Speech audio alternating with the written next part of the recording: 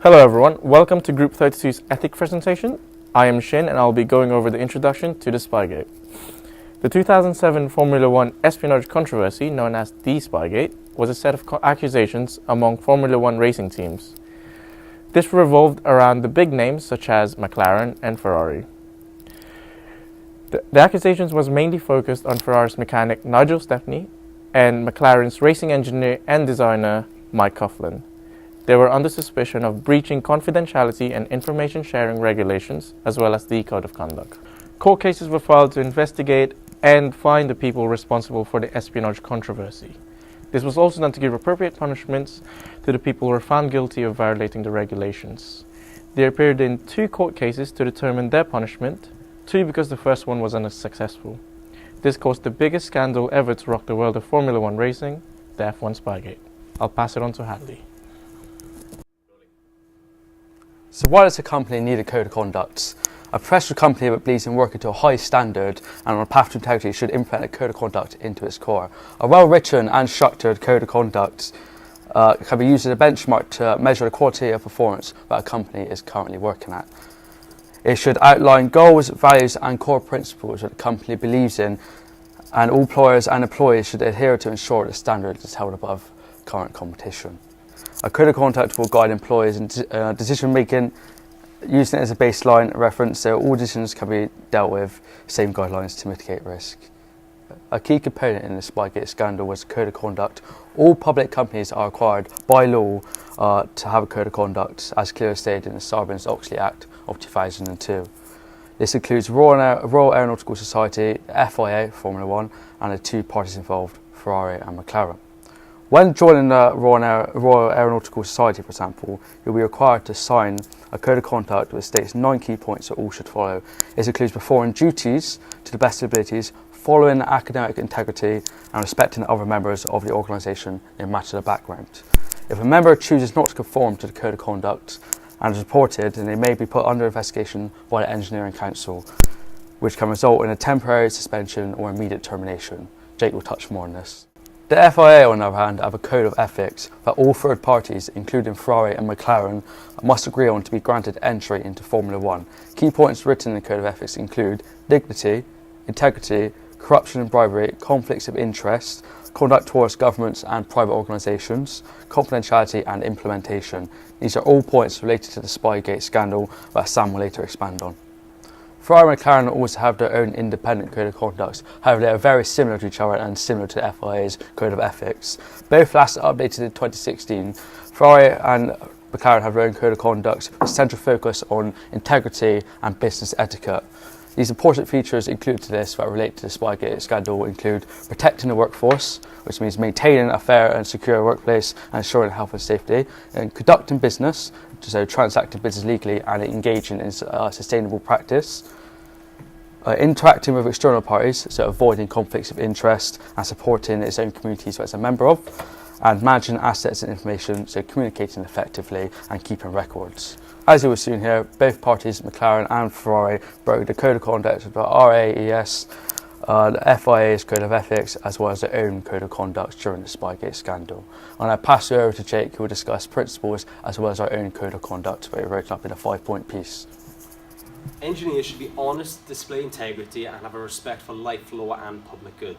As customers and the public, such as passengers on a commercial aircraft, are put in a position of trust, as the engineers have to be honest and accurate in their work to ensure that there are no issues with the aircraft and that no harm comes of the passengers.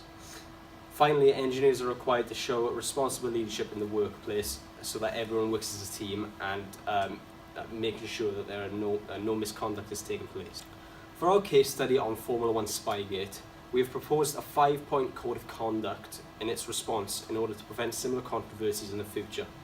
It consists of confidentiality, integrity, notifying authority, and our appeals procedure and punishment for breaching this code of conduct. Our first point is confidentiality. As in Spygate, sharing confidential information with the public or other companies would be considered a breach of the code of conduct. This is important as sharing confidential material can lead to many legal problems, like people or companies being sued leading to big financial issues and also damaging the company's reputation, their professional reputation. The reverse should also be a breach of confidentiality, and therefore should be illegal, as other teams such as the McLaren team were also accepting information or confidential information without notifying the authorities or notifying the companies involved. This breach of confidentiality aims to discourage individuals from sharing sensitive information to other companies and individuals like this in the future, and avoiding large court cases and legal issues which damages the company. My next point is integrity. Having integrity by rejecting bribery and greed. Relating to Spygate, where Mike Coughlin received and used confidential information from Ferrari in order to propose a new design for a car, that way he could get a promotion within his company. This type of behaviour should not be accepted, and therefore it should be a breach of our code of conduct. Okay, I'll stop that. The third and fourth point is to notify authority and our appeals procedure. Both points are similar in the sense that they both encourage individuals to report issues before they have a chance to get out of hand and turn into much bigger issues. Notifying authority is a legal requirement if you know of any criminal offence or large violation taking place, which is what many of the employees at McLaren should have done when they knew of the confidential information being shared amongst the teams. This would mean that these legal issues could be resolved earlier by the authorities, therefore causing less damage to the companies, avoiding much bigger fines and ensuring less people lost their jobs. This is therefore important, an important point to include in our code of conduct, as in the future, reporting issues to the company instead of leaking information may prevent situations like this altogether. Finally, breaching any of these points should be dealt with appropriate punishment in order to ensure that the rules are followed and therefore avoiding similar controversies. As for serious code of conduct breaches like these, punishments such as expulsion or suspension are appropriate. I'll hand you over to Sam now to talk more about Spygate. Stepney's actions were very clearly in breach of Ferrari's code of conduct, because there is an entire section that explains why employees should avoid interacting with external parties to protect themselves from conflicts of interests and also avoid situations exactly like Spygate.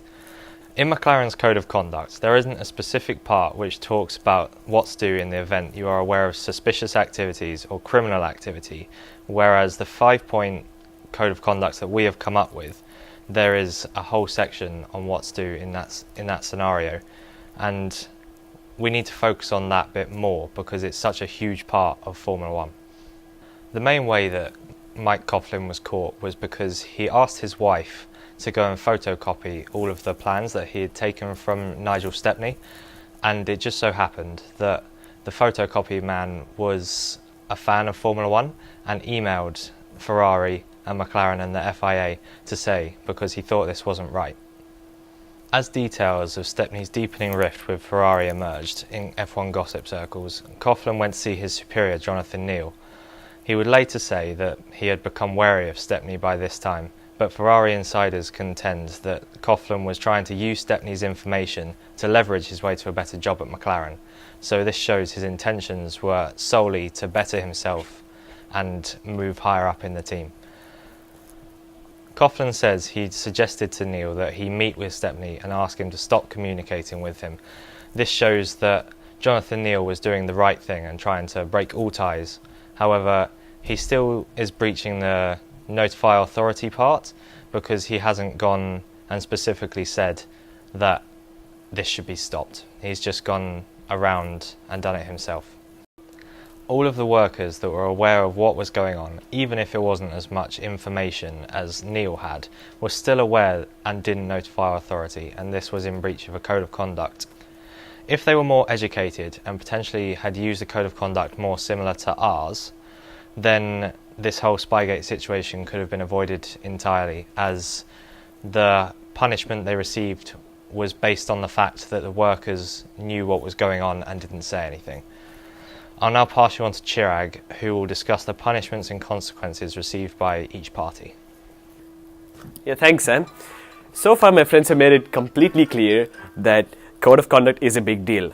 Mike, probably hoping to be the employee of the month or something, took that information which he received from the Ferrari mall and he tried taking it to his boss, hoping that he'd use it somewhere. Boss, Jonathan Neal, being a good guy, said, "No, Mike, stop contacting Stepney. It's important that we don't breach the code of conduct." But he did not take it any higher himself, right? But John would still be the employee of the month compared to Mike. So altogether, that is good code of conduct. Slight miss, but that's fine. Be a John. Mike obviously didn't listen to him in the end, and he continued relaying the information to the engineers in McLaren. Engineers in McLaren were very happy. It was like Christmas again. They had lots of information about a competitor's car, and typically in Formula 1, you're always trying to make your car better. So once the engineers got the information, they applied it to their cars, and their car obviously got better. McLaren started winning races. They started getting more points, and they were at the top of the table, which hadn't been like that for a while. Meanwhile, the photocopy shop employee had contacted Ferrari, and Ferrari had already tried to get information about what had been leaked. And that's when they realized that Stepney was responsible for leaking very important documents about Ferrari's cars. Stepney was fired, and McLaren obviously figured out too, and Mike was suspended from his job. His house was raided as they tried to search for more evidence, and they found 2 DVDs containing all information about the cars. Court trials began, and McLaren was completely at fault because they had not taken the information to higher levels. They had not alerted anyone. Code of conduct, right there, breached. So now the consequences. McLaren had modified the cars, and once the FIA realized that, they stripped McLaren of its manufacturer points.